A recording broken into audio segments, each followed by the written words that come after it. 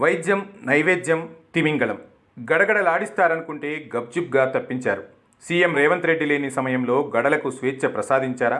గడల చేసిన అవినీతి తెలిసినా మాఫ్ చేయడంలో ఆంతర్యమేమిటి? గడల అవినీతి మీద పోరాటం చేస్తున్న ఎస్కే ప్రసన్న చెప్పిన అనేక ఆసక్తికరమైన అంశాలు ఆమె మాటల్లోనే. కరోనా సమయంలో గడలపై అనేక ఆరోపణలు, గడలపై ఉన్న అవినీతి ఆరోపణలపై చర్యలు లేనట్టేనా? గతంలో కాంగ్రెస్ పెద్దలందరూ గడలను విమర్శించిన వాళ్లే. ముఖ్యమంత్రి రేవంత్ రెడ్డి కూడా గడలపై అప్పట్లో ఆరోపణలు గుప్పించారు. తీరా చూస్తే గడలను ఇప్పుడు వెనకేసుకొస్తున్నారు. వాలంటరీ రిటైర్మెంట్ ఇచ్చేశారు. తాంబూలాలిచ్చి సాగనంపుతున్నారు. గడల అక్రమ సంపాదనపై విచారణ అవసరం లేదని తేల్చేశారా? ఇంతకాలం గడల అవినీతిపై పోరాటం చేస్తున్న వారి కష్టం వృధానేనా? సామాజిక బాధ్యతతో గడల అవినీతి చిట్టాల విప్పిన వారి ఫిర్యాదులు బుట్టదాకలేనా? గత ప్రభుత్వం గడలను పెంచి పోషించిందన్నారు. ఇప్పుడు గడలను స్వేచ్ఛాజీవిని చేశారు. పాలకులెవరైనా అవినీతి పరులకు కొమ్ము కాయడమేనా? 100 కోట్ల ఆరోపణలున్న గడల మీద కనీసం విచారణ కూడా చేపట్టరా? రాజకీయంగా గడలకు రెడ్ కార్పెట్ పరిచినట్టేనా? గడలను ఇలా కాపాడచేవారెవరు? గడలను బయటపడేస్తే బాగుపడేవారెవరు? పైలా పచ్చీసులు అవినీతి పరులకే పాలకుల ఆశీర్వాదాలు, జనం నెత్తిన శటకోపాలు. ప్రజారోగ్యంలో నిర్లక్ష్యం చేసిన వారికి అందలమా? గడల చేసిన అవినీతి మరకలు తుడిచేయడమా? అవినీతిని అంతం చేస్తామని చెప్పింది ఒట్టిమాటేనా? అవినీతి పరులను కాపాడడమే అసలు వ్యవహారమా? ఒక వ్యక్తి వ్యవస్థను నాశనం చేశాడని ఆరోపణలున్నాయి. వైద్య శాఖను గడల శ్రీనివాస్ అనే ఉన్నతోద్యోగి భ్రష్టు పట్టించారన్న విమర్శలు పుష్కలంగా ఉన్నాయి. వైద్య శాఖకు కేంద్రం నుంచి వచ్చిన నిధులన్నీ కాజేశాడని ఆ శాఖలో పనిచేసే ఉద్యోగులే గగ్గోలు పెట్టిన సందర్భాలు అనేకం ఉన్నాయి.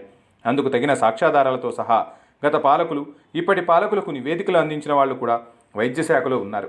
ఎప్పుడెప్పుడు గడల శ్రీనివాస్ ప్రభుత్వ నిధులను ఎలా దుర్వినియోగం చేశాడన్న దానిపై లెక్కలతో సహా చెప్పిన వాళ్లు ఉన్నారు. అయినా గత పాలకులు అతన్ని నెత్తిన పెట్టుకున్నారు. ఆయనపై వచ్చిన ఆరోపణలు పట్టించుకోలేదు.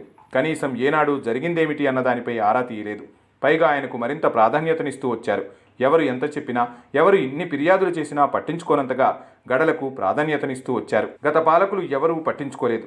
కనీసం కొత్తగా వచ్చిన రేవంత్ రెడ్డి ప్రభుత్వమైన గడల మీద చర్యలు తీసుకుంటుందని ఎదురు చూశారు.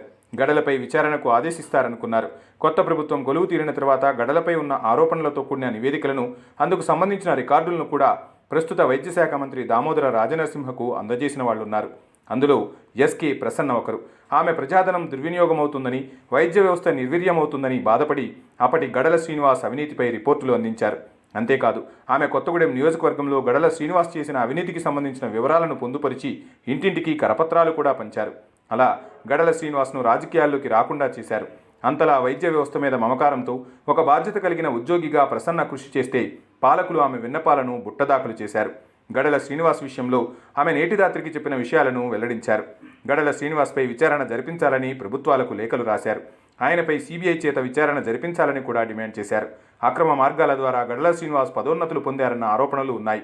జిల్లాలో అక్రమ మార్గంలో పదోన్నతులు పొందుతూ పెద్ద ఎత్తున అవినీతికి పాల్పడుతున్నారన్న విమర్శలు ఎప్పటి నుంచో వినిపిస్తూనే ఉన్నాయి. అప్పటి ప్రభుత్వ పెద్దల ఆశీస్సులతో ఉన్నతాధికారులను ప్రసన్నం చేసుకుని పదోన్నతులు పొందాడని తెలుస్తోంది. అలా గడల శ్రీనివాస్ ఇష్టానుసారం వ్యవహరిస్తూ శాఖలో ట్రాన్స్ఫర్లు, డిప్యూటేషన్లతో కోట్లు సంపాదించారని ప్రసన్న ఆరోపిస్తున్నారు. అంతేకాదు, ప్రభుత్వం నుంచి విడుదలైన కోట్లాది రూపాయల నిధులను దుర్వినియోగం చేసినట్లు కూడా చెబుతున్నారు. అందుకు సంబంధించిన సాక్ష్యాధారాలను చూపించారు.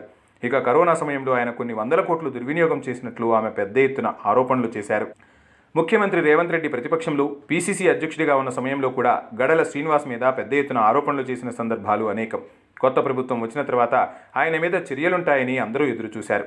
కానీ అది జరగకపోగా తాజాగా రాష్ట్ర ప్రభుత్వం గడల శ్రీనివాస్కు వాలంటరీ రిటైర్మెంట్ ఇచ్చిందన్న వార్త విని వైద్యశాఖ ఉద్యోగులు నివ్వెరపోతున్నారు. ఎలా జరిగిందనే దానిపై ఆరాలు తీస్తున్నారు. ముఖ్యమంత్రి రేవంత్ రెడ్డి లేని సమయం చూసి గడలకు వాలంటరీ రిటైర్మెంట్ ఇచ్చారా అన్న ప్రశ్నలు వినిపిస్తున్నాయి. ఇంత పెద్ద నిర్ణయం ముఖ్యమంత్రి రేవంత్ రెడ్డికి తెలిసి జరిగిందా, లేక తెలియకుండానే జరిగిపోయిందా అన్నది తేలాల్సి ఉంది. ఒక ముఖ్యమంత్రికి తెలిసి జరిగితే గతంలో ఆయనపై వచ్చిన ఆరోపణల్లో నిజం లేదని ప్రభుత్వం ఒప్పుకున్నట్లేనా? ఎలాంటి విచారణ జరగకుండానే క్లీన్ చిట్ ఇచ్చినట్లేనా అన్న సందేహాలు వ్యక్తమవుతున్నాయి. అయినా ఇంత హడావిడిగా నిర్ణయం తీసుకుని వాలంటరీ రిటైర్మెంట్ ఎందుకు ఇచ్చారన్న దానిపై సర్వత్రా చర్చ జరుగుతోంది.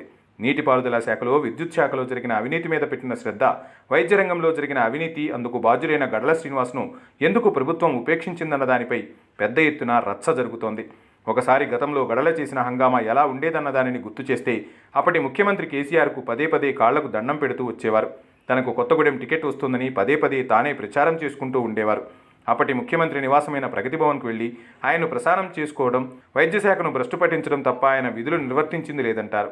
అలా ముందుకు ఆయన అప్పుడే వాలంటరీ రిటైర్మెంట్ తీసుకుని ఎమ్మెల్సీ కావాలని శతవిధాలా ప్రయత్నం చేశారు. కానీ కుదరలేదు. అదే సమయంలో కొత్తగూడెం అప్పటి ఎమ్మెల్యే వనామా వెంకటేశ్వరరావు కుమారుడి వ్యవహారంలో రాష్ట్రంలో సంచలనం సృష్టించిన విషయం తెలిసిందే. దాంతో వనామాకు బీఆర్ఎస్ టికెట్ రాదన్న నిర్ధారణకు వచ్చిన గడల శ్రీనివాస్ తన విధులను పక్కన పెట్టి రాజకీయాల వైపు చూశారు. కొత్తగూడెం టికెట్ నాకే అంటూ పెద్ద ఎత్తున ప్రచారం చేసుకున్నారు. కొత్తగూడెంలో గుళ్లలో పూజలు, యాగాలు నిర్వహించారు. పండుగల వేళ ఆయా మతాలకు చెందిన వ్యక్తులతో సమావేశాలు ఏర్పాటు చేసి పాల్గొంటూ ఉండేవారు. గుళ్ళో పూజలు చేస్తూ ఆ భగవంతుని ఆశీస్సుల వల్లే కరోనా పోయిందని అన్నారు. తర్వాత మరో మతానికి చెందిన వేదికలో యేసుప్రభువు మూలంగానే కరోనా పారిపోయిందన్నారు. కోట్లలో సంపాదించిన అవినీతి సంపాదనను నీళ్లలా ఖర్చు చేస్తూ ప్రచారం చేసుకున్నారు. ఇక కొత్తగూడెం యువత ఓట్లు దండుకునేందుకు గడ్డుల ఫౌండేషన్ పేరుతో యువతకు లేనిపోని ఆశలు చూపి వారి పేర్లు, నెంబర్లు సేకరించి ఎన్నికల్లో టికెట్ సంపాదించుకుని లబ్ధి పొందాలని చూశాడు. బీఆర్ఎస్ టికెట్ ఇవ్వలేదు. కొత్త ప్రభుత్వం వచ్చిన వెంటనే కాంగ్రెస్ పంచన చేరాలని చూశాడు. ముఖ్యమంత్రి రేవంత్ రెడ్డి దూరం పెట్టారని అప్పట్లో వార్తలు వచ్చాయి. పార్లమెంట్ ఎన్నికల్లో ఎంపీగా పోటీ చేయాలని శతవిధాలా ప్రయత్నం చేశాడు. అది కుదరలేదు.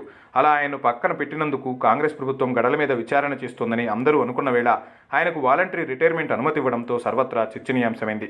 బీఆర్ఎస్ ప్రభుత్వం అధికారంలో ఉన్నంతకాలం కేసీఆర్ దేవుడితో సమానమన్నాడు. ఆయన ఆశీస్సులతో డీహెచ్ అయ్యాడు. పెద్ద ఎత్తున అవినీతి చేసి సొమ్ము పోగేసుకుని రాజకీయాల్లో చేరాలనుకున్నాడు. ఇప్పుడు కాంగ్రెస్ పంచన చేరి రాజకీయ భవిష్యత్తుకు మార్గం వేసుకోవాలనుకున్నాడు. అది కుదరలేదు. వాలంటరీ రిటైర్మెంట్ మాత్రం కుదిరింది. ఒక ఉద్యోగి తన జీవితంలో ఎంత సంపాదించినా 100 కోట్లు మాత్రం కూడబెట్టలేడు. అవినీతి చేసిన వాళ్లే 100 కోట్లు వెనకేసుకుంటారు. అలాంటి వారిని రాజకీయ పార్టీలు చేరదీయడం విడ్డూరం. అవినీతి చేసిన వారి అంతు చూస్తామని చెప్పిన కాంగ్రెస్ సర్కార్ పెద్దలు గడల శ్రీనివాస్కు వాలంటరీ రిటైర్మెంట్ ఇవ్వడంపై కూడా అనుమానాలకు తావిచ్చారు. అది ప్రభుత్వానికి కూడా మంచిది కాదు. అవినీతిపరుడికి అండగా నిలవడం అంటే అవినీతిని పాలకులు కూడా ప్రోత్సహించినట్లే అన్న సంకేతాలు బలంగా వెళ్తాయి. అందువల్ల గడల శ్రీనివాస్ వాలంటరీ రిటైర్మెంట్ను క్యాన్సిల్ చేసి ఆయనపై సీబీఐ విచారణ చేపట్టాలని ప్రసన్న డిమాండ్ చేస్తున్నారు.